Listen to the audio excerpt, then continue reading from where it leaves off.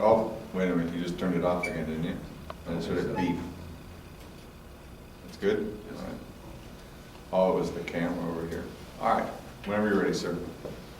As a college student, as a local commuter, or someone who works that involves a lot of driving, gas is really important and really beneficial to the car. And me personally, as a commuter, seeing gas prices that are really low are just music to my eyes and ears. But recently gases have just been drastically just increasing little by little, and I'm just getting pissed off because I was $20 used to just get me a full tank, but it just got me wondering, the process of how gas prices can decrease and increase. So it got me to think. So you should listen to me because fracking is the only single reason why that America is having an energy revolution right now. It has changed the U.S. energy picture from very drastically, from very low to very increasingly. It allows the U.S. to tap vast oils and natural gas reserves that were previously stored in shale and other type rock formations. And because of shale and fracking, the U.S. is the world's leading oil and natural gas producer. In this speech, I will inform you guys all about fracking. There are 3 things I will inform you guys about. Fracking. The first thing I will inform you guys about is what fracking is. The second thing I will inform you guys all about is the misconceptions of fracking, why they are false. And then the third thing I'll inform you guys about is, why this is such a controversial issue. So the first thing I'll inform you guys about is what fracking is, and what it is shorthand for hydraulic fracturing, which has been around for about 65 years now. And according to Charles Davis from Fracking USA 2015, he says that fracking is the combination of advanced hydraulic fracturing and horizontal drilling.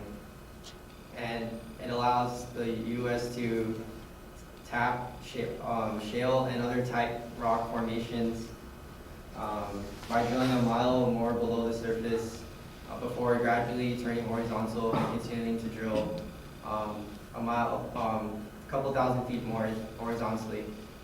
And after the well has been drilled, cemented, encased,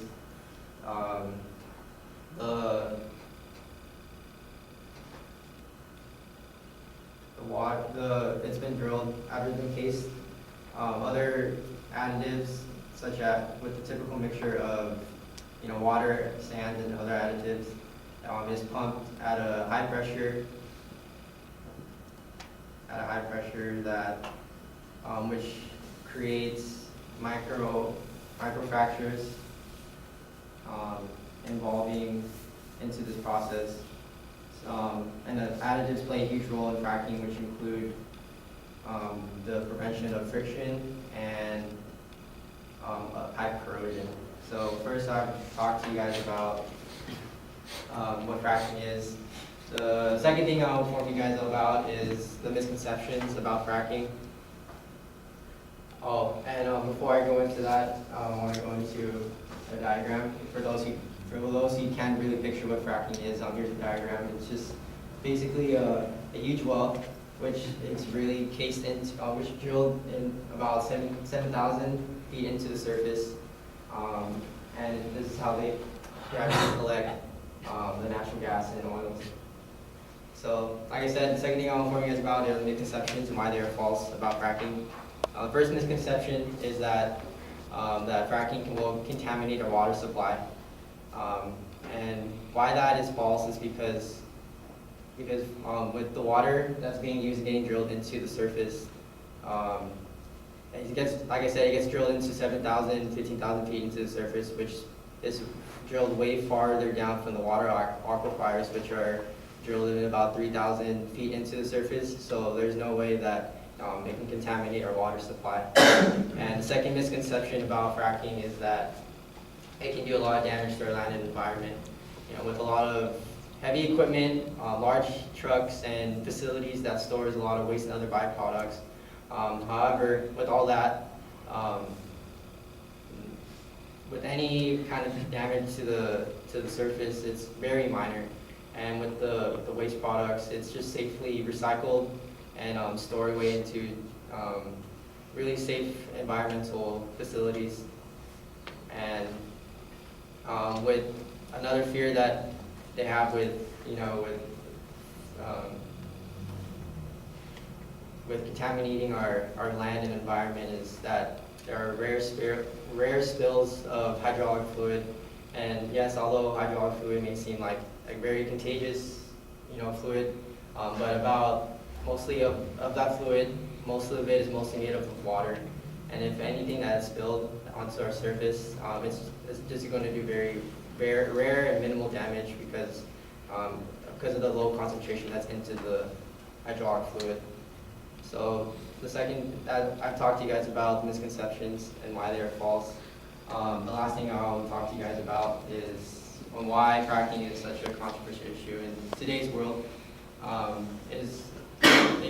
Researchers and people argue that transportation of water can cost a lot of money. With a lot of fracking, there's a lot of water that's being used into this process, and to get it over to the fracking site costs money with all the heavy water that is involved into this process. And another misconception why this is such a controversial issue is that it can cause earthquakes or small tremors into our world. And according to this diagram, yes, there are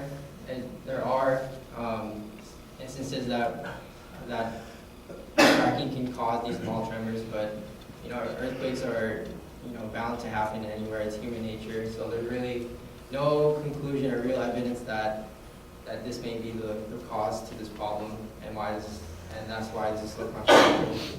So today I informed you guys all about fracking. The three things I taught you guys about today was, the first thing I taught you guys about today was what fracking is.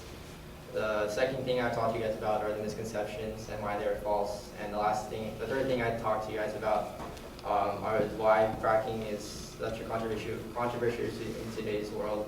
And from this speech, I hope you guys have gained a better knowledge of fracking by itself and why it can help save us money on gas, or how it can just gradually increase. And thank you.